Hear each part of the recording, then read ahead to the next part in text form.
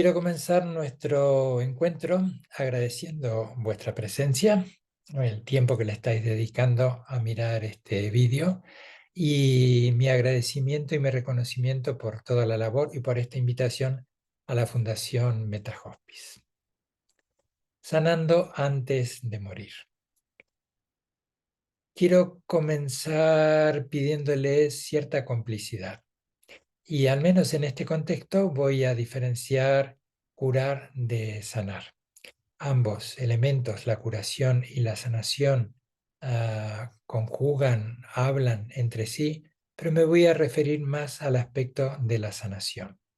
Vamos a entender por esto último las situaciones no resueltas, nuestros conflictos, dicho en términos muy cercanos, aquellos choques con el mundo de los que todavía no nos hemos recuperado. Bien sea que la magnitud de lo que aconteció o por una reacción adaptativa a aquello que se ha ido ocultando, se ha ido apagando su recuerdo, pero que no ha quedado resuelto. Voy a utilizar la idea de la curación cuando me refiero a ella para hablar o hacer referencia a nuestra salud física. Y cuando hable de sanación, como decía, estaré haciendo referencia a nuestra salud emocional. Y ahora, a ver si con lo que voy desgranando puedo ir dando a entender por qué estoy haciendo esta diferencia entre curación y sanación. Me voy a apoyar en algunas ideas de algunas lecturas recientes del mito de la normalidad del psicólogo Gabor Mate. Traeré otras voces profesionales de mucho peso y calibre, estarán presentes también, aunque no pueda citarlas, todo lo que me ha permeado de todas las maestras y maestros de distintas formaciones o tradiciones que me han ido acompañando e instruyendo, y dándome fundamentalmente como gran regalo y auténtico legado su experiencia. Para bien o para mal, los seres humanos somos especialistas en adaptarnos a las cosas, sobre todo cuando los cambios son paulatinos. Podríamos utilizar esta imagen, esos cambios que se van filtrando lentamente por debajo de nuestra puerta, que van entrando cuando la ventana está entreabierta. No son esos cambios bruscos, inesperados, dramáticos, o por el contrario, muy beneficiosos que traen, no sé, riqueza, dicha, plenitud, un viaje inesperado. No son esos cambios tan visibles, casi tangibles, a los que me estoy haciendo referencia. Me estoy haciendo referencia, apoyándome y parafraseando a Gabor Mate, en esos pequeños conflictos menores. De hecho, él se ayuda y voy a utilizar esa idea de que cuando hablemos de traumas estaremos refiriendo al trauma con T minúscula y al trauma con T mayúscula. La palabra trauma, que la vamos a relacionar con la T mayúscula, es aquello que de forma inmediata y casi inevitable viene a nuestra memoria. Las grandes tragedias, los grandes dolores. Y trauma con T minúscula, aquellas situaciones que a mí me gusta hablar de ellas como los choques con el mundo.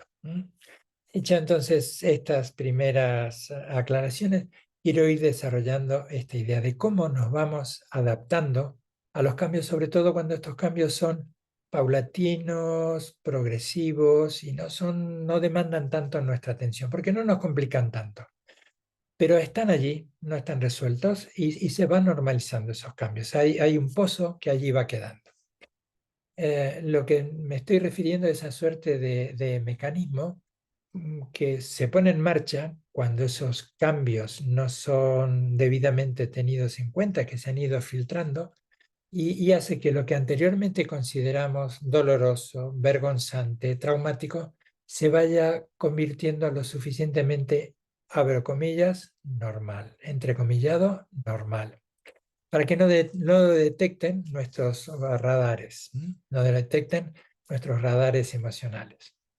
que no nos llame la atención y que, por lo tanto, todos los sistemas emocionales, sociales, etcétera, funcionen tal como deberían, desconociendo lo que está pasando. Incluso si hay una mirada, pues no llama tanto la atención y casi que no hacemos averiguaciones. Una parábola jocosa que a mí me divirtió mucho y me pareció muy gráfica, pues habla mucho de esto, ¿no? De cómo vamos, entre comillas, normalizando algunas cosas que lo evidente pasa a quedar oculto en esa normalización. Eh, Tres peces, dos peces muy jovencitos que van nadando a la par y de repente en el sentido contrario viene un pez mayor. Le saluda muy amistosamente y dice, hey, chavales, hey, jóvenes, ¿qué tal el agua? Mientras cada uno sigue nadando en dirección contraria. Esos saludos de, ¿qué tal el agua? Los peces más pequeños pues se miran entre sí, no prestan mucha atención, siguen nadando hasta que al rato uno de ellos se pregunta, ¿pero y qué diablos es el agua? ¿Mm? Entonces, con esta parábola intento que reflexionemos sobre el hecho de que las realidades, las situaciones más obvias, importantes, son muchas veces aquellas que más nos cuesta ver y sobre las que más nos cuesta hablar.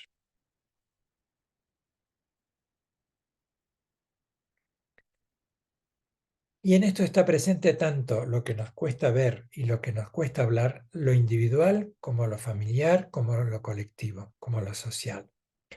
De hecho, la vida y la muerte de cada ser humano están íntimamente ligadas a los aspectos de la sociedad que habita, a esos aspectos de la sociedad que habita que más nos cuesta ver, que más nos cuesta hablar. De alguna manera podría decir que hemos normalizado el silencio sobre la muerte, que hemos normalizado, entrecomillado, el silencio de la agonía, que hemos normalizado el no despedirnos de una manera pensada, elaborada, ordenada, que todo eso lo hemos normalizado porque nos ha resultado tan incómodo, tan difícil, y como es algo que va sucediendo y un día callamos y otro día también, y se apaga esa voz en lo personal, en lo familiar, en lo colectivo y lo social, hemos normalizado ese silencio. La intención de todas estas actividades en el acompañamiento final de vida, en el ámbito sanitario, paliativos, eutanasia, todo lo que está presente en nuestra sociedad, poco a poco está haciendo que la muerte recupere la voz. No una voz que nos incomode, aunque a veces nos interpela, pero una voz que nos llama a que la miremos con ojos del corazón, porque está presente en la vida. Y eso implica mirar con ojos del corazón a la mente, implica que miremos con los ojos del corazón a la vida. Porque cuando podemos observar de forma imparcial lo que como cultura hemos normalizado sobre la salud, sobre la enfermedad y sobre la muerte, nos damos cuenta que en realidad no es así como las cosas deberían ser o están destinadas a ser. Surge entonces la posibilidad de la sanación. Aquí voy entrando en tema. ¿Y qué implica la sanación? Implica ver con claridad cómo son las cosas. Y este proceso puede ser un paso a ese regreso de plenitud. Plenitud, integridad, dignidad, son todos ecos de este camino, de esta dirección que quiero que transitemos juntos, que quiero señalar el regreso o que implica la sanación. Y esto implica una mirada muy cruda, muy honesta con lo que nos está pasando. Implica ver las cosas tal como son. Ahora voy a continuar con este tema. Lo que quiero hacer es esta aclaración. A veces hablaré de sanación, a veces hablaré de curación, a veces hablaré de trauma, de dolor, de conflicto. Y cuando esté hablando de ello, en lo breve que es este encuentro y la intención que tiene más que nada divulgativa, mm, que no se entienda que estoy minimizando el impacto del dolor que está presente en nuestras vidas personales y colectivas. No quiero trivializarlo, no quiero ser frívolo. Por eso también quiero ser muy claro que cuando esté hablando de algunas situaciones traumáticas, dolorosas, veré y os haré partícipe hasta dónde puedo llegar. Porque ya aquellos traumas, por utilizar aquella idea, escritos con T mayúscula, no estoy capacitado para hacerlo. No estoy formado profesionalmente y no estoy capacitado, por lo tanto, para hacerlo. Así que lo mejor es poder abordar hasta donde puedo y donde no puedo decirlo y alentarles a que busquen palabras más autorizadas. Con esto quiero decir que no estoy ofreciendo ninguna cura milagrosa, ninguna receta básica, sino que estoy apuntando a esto que sí considero verdaderamente importante: el reconocimiento en cada uno de nosotros, el reconocimiento que cada una de nosotros haga de las enormes posibilidades, muchas veces inimaginadas, de salud emocional que están presentes en todos nosotros. Posibilidades que muchas veces no se revelan hasta que nos enfrentamos a los mitos engañosos y los derribamos. Esos mitos engañosos de no puedo, esto siempre ha sido así, no hay nada que hacer, pues ya no hay más nada de lo que podamos conversar. La curación, esto sí, no está garantizada, ni la curación ni la sanación, no lo estoy garantizando, pero sí que estoy enfatizando que está disponible. Decía entonces que por lo general el término trauma, dolor, pues evocan nociones de sucesos catastróficos. Tsunamis, huracanes, maltrato, violencia, agresión, violación, guerra. Este efecto inintencionado suele conducirnos a equívocos. Nos conduce a equívocos porque relegamos el trauma al reino de lo anormal, de anormal en el sentido de lo dramático, de lo poco usual, de eso que sucede, aunque ha sucedido a lo largo de toda la humanidad, pero que no es del día a día, que es lo excepcional. Y aquí la idea de solamente limitar la idea de trauma a lo más dramático, a lo que son los titulares de los periódicos, pues hace que se apague y se normalicen los infortunios menores pero memorables, dolorosos y frecuentes de todo nuestro recorrido vital. Estoy diciendo entonces que no los traumas con T mayúscula, sino que me estaré refiriendo a esto que yo suelo decir, nuestros choques con el mundo. O a eso que de tanto en tanto la vida, la memoria, el recuerdo te trae esos viejos expedientes porque hay temas que aún no están resueltos. Y esta es la idea de observar y qué es aquello que no está resuelto para sanar. De aquella manera que podamos sanar, que podamos darle un cierre, que podamos, o aunque no podamos darle un cierre, que sepamos que no le estamos pudiendo dar un cierre, pero que podemos, sí que podemos convivir con ello. A diferencia de ignorarlo, de entender que si lo ignoramos, eso se cerrará por sí mismo. Cuando éramos pequeños, que pensábamos que cerrando los ojos nos hacíamos invisibles y ya nadie nos veía. Gabor Mate dice que el trauma no es solo lo que le pasa a una persona, sino lo que ocurre en su interior. Y lo que ocurre en su interior, esto lo estoy agregando yo ahora, no está exclusivamente relacionado en el momento temporal del trauma, de minúscula, sino ese trauma de minúscula que viene con la memoria, con el recuerdo, o aquello que por asociación nuestra mente trae del pasado, la memoria, el recuerdo, trae el pasado a nuestro cerebro. Y parafraseando ahora a Javier Cansado, que le escuchaba ayer, decía, al cerebro le falta calle. El cerebro, que es magnífico, ese kilo y medio casi de tofu que tenemos, que es capaz de hacer tantas cosas, coincido con Javier Cansado que le falta calle. Porque a veces trae del pasado situaciones que no se condicen con el presente, pero que nos condicionan con una suerte de gafas para ver con aquello que nos ha pasado al presente, y hay una distorsión en esa lectura.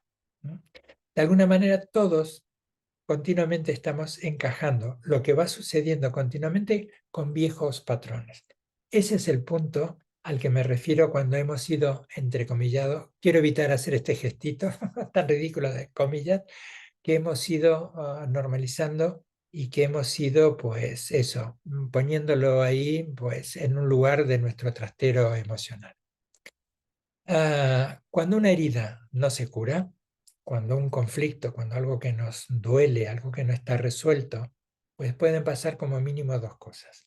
O eso supura, se infecta y el dolor es mayor y queda esa llaga abierta por siempre jamás, o se sustituye por una gruesa cicatriz, que incluso aunque no nos duela, pues está allí de forma exageradamente visible.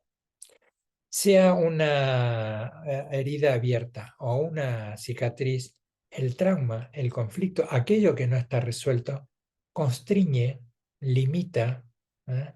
El yo física y psicológicamente. Pone trabas a nuestras capacidades innatas, esas que estaba haciendo mención, que a veces ni siquiera imaginamos la fortaleza que hay en nosotros. Aquello que nos lleva a decir o que nos dicen luego, ostris, no pensaba que había en mí, porque hasta el momento no se habían dado las condiciones que me demandaran esa carga mayor que está presente en mí, de adaptabilidad, de fortaleza, de entereza para poder enfrentar aquello que tiempo atrás, con el mero hecho de imaginarlo, pues ya me sentía que eso me superaba. Quiero decir con todo esto que el hecho de que aquellas heridas no estén sanadas, como aquellas heridas que no están curadas, que se infectan o que cierran en falso, o con una cicatriz, ¿no? Como esas queratinosis que se van poniendo capas y capas y capas de células y acaban siendo unos cordones de cicatrices pues muy, muy gordos y muy visibles, ¿sí? Que están, su mirada simplemente vuelve a refrescar ese dolor. Que todo eso pone trabas a nuestras capacidades innatas y genera una distorsión permanente de nuestra forma de ver el mundo y de ver a las otras personas. Todo esto, hasta que no lo resolvemos, nos ancla en el pasado. Nos ancla en el pasado arrebatándonos las cosas positivas del presente. Esto quería decir cuando hacía mención a cómo esto nos condiciona, cómo estamos viendo con ojos del pasado el presente. Y la intención es al revés, ver con ojos del presente el pasado. Esa es una gran diferencia. Al llevarnos a suprimir el dolor, esto de haber normalizado el sufrimiento como para no prestarle atención y las partes indeseadas de la psique, todo esto nos fragmenta, nos hace sentir separados. Y la intención es que lo veamos, que lo reconozcamos, porque esto será aquello que levante las barreras que han estado impidiendo nuestro crecimiento y nuestra despedida. Decía entonces, para agregar una idea más a qué me refiero con sanación, que me estoy refiriendo ni más ni menos a una suerte de movimiento natural hacia la integridad. Rescato esto que había hablado de integridad, intimidad con uno mismo, dignidad, ¿no? Fortaleza, el saber que confiamos en nosotros, pero que confiamos en nosotros y en nuestras capacidades no en función del término productivo, de que confío que puedo hacer esto, que puedo ir del punto A al punto B, o que puedo alzar tantos kilos de peso, o acabar una carrera, o hacer esto o aquello. Una confianza que puesto en estos términos también está presente, pues la idea de no poder con ello. Aquí lo estoy apelando a una confianza en sí misma, a una confianza en nosotros mismos, por el mero hecho de que reconozcamos nuestras cualidades y que somos capaces de abordar lo que los griegos hablaban del término eudamonía, de cómo están presentes en nosotros capacidades y recursos, y este es el punto mayor de la confianza en uno mismo, esa confianza que no depende de situaciones, que depende solo de nuestro reconocimiento, de ese reconocimiento de nuestra integridad, de nuestra intimidad, de nuestra dignidad y de nuestros recursos para afrontar las situaciones más difíciles. Que esto no excluye al entorno, pero que nos pone a nosotros como un elemento activo también en nuestra sanación. Decía entonces que cuando estoy hablando de sanación me estoy refiriendo fundamentalmente a ese movimiento natural hacia la integridad, que más que nada es una dirección la que intento señalar, no un destino. Eso sería como muy dogmático, tenemos que ir de aquí y allí. Y además yo estaría aquí como el profesor Ciruela que os digo lo que tienes que hacer. Y esto no es una línea, es una dirección, no es una línea y no es un punto en el mapa. Que la sanación se acerca más, tal como la concibo, inspirado por muchos autores, claro, y por experiencia propia también, se acerca más a la autorrecuperación.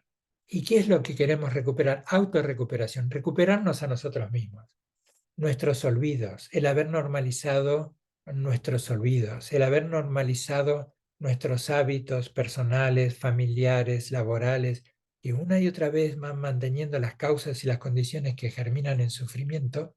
Esto es olvidarnos de nosotros, olvidarnos de nuestra integridad, olvidarnos de nuestra intimidad, olvidarnos de nuestra dignidad.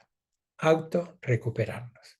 Entonces, una idea de integridad y de autorrecuperarnos de sanación es no tanto mirar en términos de bien o mal, de lo que marcha mal o bien, sino fundamentalmente dónde está aquello que hace que no vivamos plenamente nuestra integridad.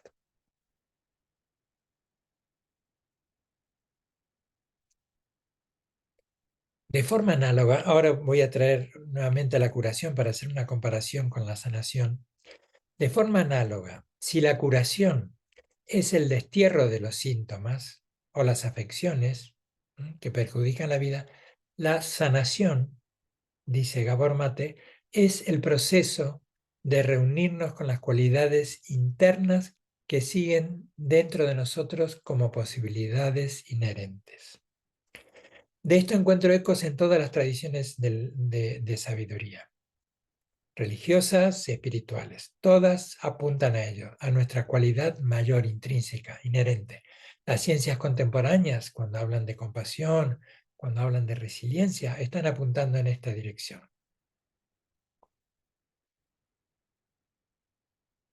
El camino hacia la integridad, el camino hacia la sanación, comienza, por poner un hipotético punto de partida, con el reconocimiento del sufrimiento propio y del sufrimiento del mundo. No recuerdo si había traído ya este ejemplo, a riesgo de repetirme. Esto de reconocer el sufrimiento.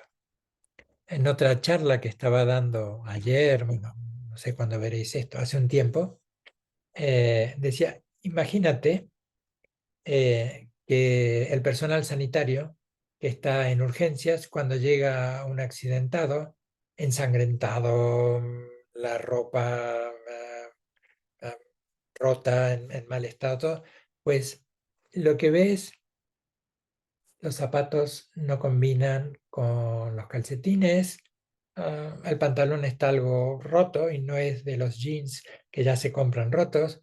Fíjate qué aspecto tan sucio y maloliente tiene, qué descuidado. Y se marchan de la sala de urgencias.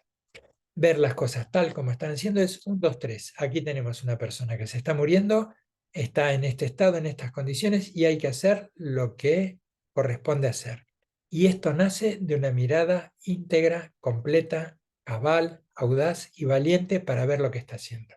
Sirva este ejemplo para vernos a nosotros mismos también, que a veces nuestras ropas están desgastadas, rotas, sucias, que estamos malolientes, vernos tal y como estamos para asearnos emocionalmente, limpiarnos y acompañarnos en ese proceso de curación.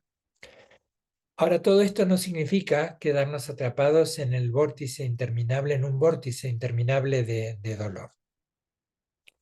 O especialmente de victimismo.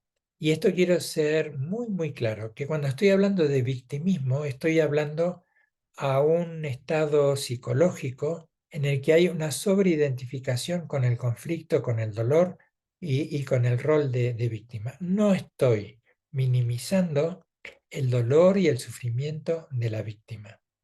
Solo estoy señalando que ese victimismo constante puede ser un ancla, una pesada carga, un gran lastre que no nos permita dejar atrás el dolor. Que todo haya cambiado, que gran parte haya cambiado en el mundo y que ese cambio, si lo hacemos visible, nos ayuda a la sanación, pero nosotros, anclado en ese victimismo, acabamos siendo también el victimario. Dicho esto, que espero que no sea malentendido, vuelvo a resaltar que no estoy minimizando el dolor de la víctima, el que fuera mi solidaridad, mi amor y mi contención hacia ello. Estoy llamando de este anclaje psicológico emocional que surge de una suerte de mentalidad de pobreza y a veces especulativa. Voy a mover esto que desde hoy me está molestando. Era como si alguien me estuviera tocando aquí al hombro. ¡Ey! Que no, que vas mal, que apúrate, que se acaba el tiempo. ¿O qué dices? ¿Sí? Bueno, dicha esta tontería, que como el victimismo puede ser una nueva y rígida identidad que nos permita, que trabe, me corrijo, nuestra sanación, ¿sí? Que puede constituir en otra trampa. La verdadera sanación, a mi entender, consiste simplemente en abrirnos a la verdad de nuestra vida en el pasado y en el presente, tan clara y objetivamente como podamos. Es lo que nos ha pasado. Debemos también esto de autorrecuperarnos, aunque haya situaciones que no nos gusten, que sean incómodas, pero a ese barrio peligroso que es el pasado, que es nuestra mente emocional, vayamos bien acompañados, porque nos encontraremos tal vez con las mismas encrucijadas, con los desagradables de turno, con aquellos que nos han injuriado o que han abusado o que han ocasionado nuestro dolor a través del recuerdo. Pero en vez de quedarnos enzarzados en ese recuerdo y bloqueados, yendo acompañados por la sabiduría y por la compasión, podremos llevar luz amorosa a esas zonas oscuras que están esperando ser iluminadas. Parafraseando a Pablo Dors, ahora me viene a la memoria que dice que la luz, la oscuridad, está esperando ser iluminada. Que todos, una vez más, llevamos dentro el potencial para el desarrollo, para el crecimiento, independientemente de todo lo que hayamos experimentado, creído o hecho. Esto es sencillo, no siempre. ¿Lo podemos hacer por nosotros mismos? No siempre. A veces sí, a veces no. ¿Podremos sanar y curar todo? No siempre. Pero lo que sí siempre podemos estar haciendo es recurrir a nuestros recursos propios y a nuestro entorno para que ese potencial que está presente en nuestro desarrollo personal y comunitario nos ayude pues a sanar, ¿m? En la medida de lo posible. Y sanar también implica saber que vamos a tener que convivir con ello. Y ese saber que vamos a convivir con ello, pues sabe que en ese reconocimiento nos evita esa fusión cognitiva nuevamente que hace que surja en un momento impensado ese dolor o esa mirada condicionada por un hábito. Porque esos condicionamientos, esos sesgos, a grandes trazos, pues quiero contaros eso, que hace que traigamos nuestras ideas y expectativas incorporadas por lo que nos ha pasado o por lo que no nos ha pasado, lo traigamos como algo que no encaja, como una experiencia que ya no encaja y forzamos a que encaje con la realidad que estamos experimentando en ese momento. Porque de alguna manera todos tendemos a hacer encajar nuestra experiencia en un molde conocido. Catherine Mannix, en su libro, ella es una médica paliativista que cuando acabó sus 40 y tantos años de profesión escribió un libro que os recomiendo, que es bellísimo cuando al final se acerca.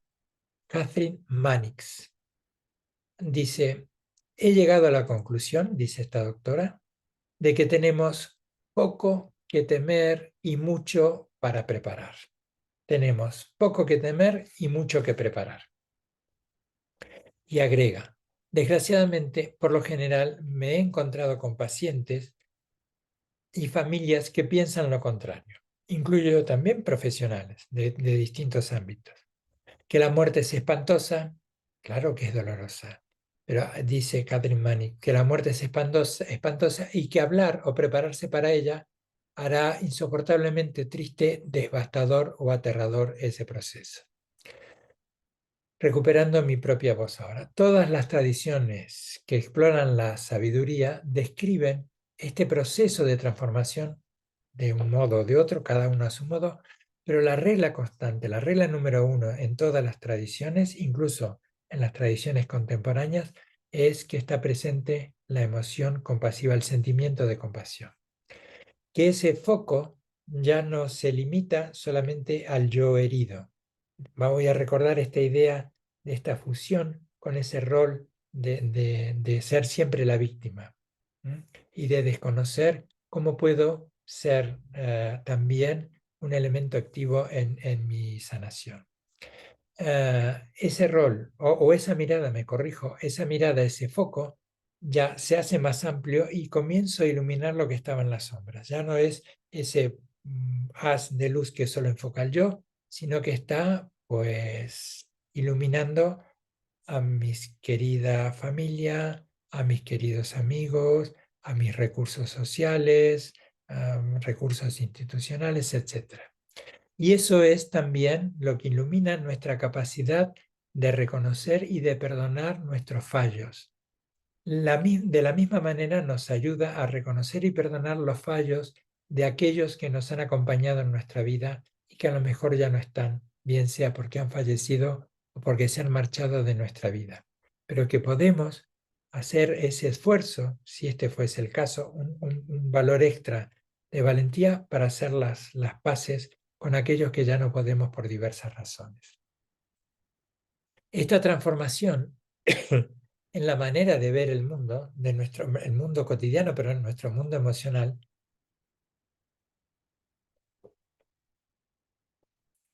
eso es la transformación espiritual. Religiosa o no, teísta o no. Es lo que nos permite repasar nuestra vida, visitar aquellos barrios olvidados, lamentar lo que nos ha pasado, si fuera el caso,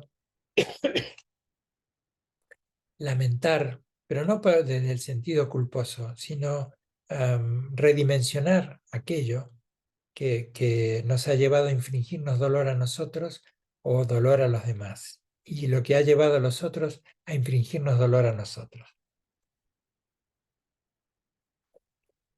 Y no se limita a esta dirección que estoy tratando de dibujar en el mero reconocimiento, en un listado, sino a ver qué es lo que podemos hacer para reparar el daño.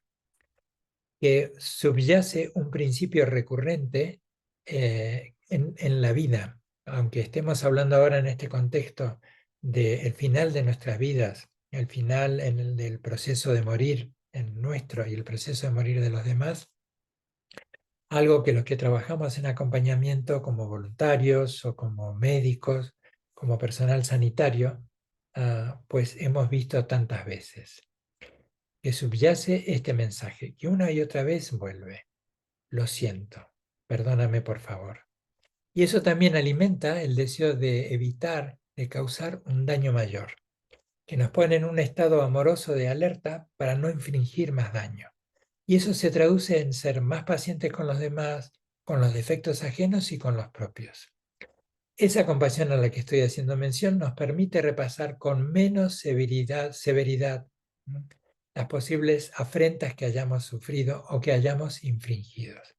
Por eso vamos a traer un segundo mensaje recurrente. Es: no te preocupes, te perdono, todo está arreglado. A veces quienes están muriendo buscan a aquellos de los que se han distanciado para ofrecerles nuevamente renovar su amistad, congraciarse para recibir el cariño de la amistad perdida, resquebrajada, agrietada, ¿no? El tiempo, la distancia o la muerte pueden impedirlo, pero la decisión de perdonar puede ser un consuelo para esa persona. Hablamos de sentimientos muy, muy poderosos y doy fe en lo personal de cómo he podido perdonarme y perdonar por situaciones pasadas a mí mismo y a personas muy, muy queridas y muy cercanas con las que ya no tengo trato, bien sea porque han muerto o porque cada uno de nosotros hemos tomado rumbos diferentes y ya no nos encontramos. Observar a los demás con compasión, observarlos y entender que todos cometemos errores, que todos tenemos defectos, que todos tenemos una extraordinaria valía, y esto es lo que nos ayuda a valorarnos a nosotros y a valorar a los demás. La necesidad, otro elemento recurrente que está presente en la sanación, la necesidad de expresar nuestra gratitud, otro de los mensajes. Gracias, gracias. Una fórmula sincera de agradecimiento y no una simple expresión de cortesía. Y un mensaje más. el más frecuente. Puedes hacerme llegar otras ideas, ¿sí? Puedes escribirnos y ver cuáles son tus mensajes, cuáles has escuchado, cuáles te gustaría enviar. Este mensaje, el último que voy a traer aquí en nuestra conversación, es tal vez el más poderoso. Te quiero. Ese te quiero es una declaración de gratitud absoluta por un ser querido. Y cuando nos lo decimos a nosotros mismos, te quiero, ¿no? La verdadera compasión reconoce entonces, ¿no?, pero pasa por alto las imperfecciones de las personas amadas y las propias, las imperfecciones de todas las relaciones, en lo intrapersonal y en lo interpersonal. Y se limita a apreciar la intención de amar y de ser amado. Este es el elemento principal, la intención de dar amor y de recibir amor. Nuestro amor por nuestros seres queridos es más profundo, aunque también salpica a veces a extraños, incluso al personal sanitario. Yo me he sentido salpicado por el amor de las personas a las que he estado acompañando, con las que no teníamos ningún vínculo previo. Por el amor me he visto salpicado, por el amor, bueno, salpicado o acogido, como querramos decirle, por el amor de las familias y de los amigos que te miran con unos ojos amorosos que te dicen gracias, que no necesariamente se verbaliza. He visto salir con una actitud física y con una expresión relajada y una sonrisa amorosa el personal sanitario, el personal de limpieza, ¿no?, que tanto interactúa, que siempre están olvidados, el personal de limpieza que tanto interactúa tan íntimamente con el paciente y con la familia, que salen reconfortados con ese agradecimiento.